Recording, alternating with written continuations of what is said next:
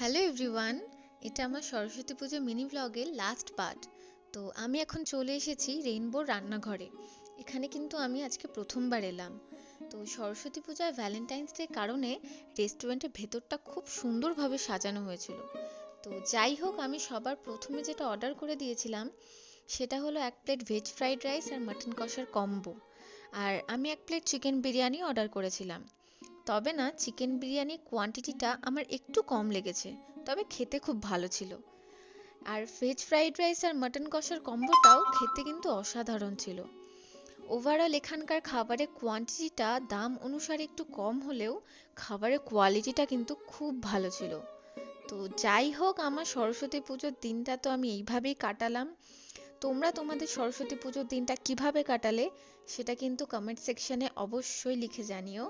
তো তোমাদের সাথে এরপরে দেখা হবে নেক্সট কোনো মিনি ব্লগে। ততক্ষণের জন্য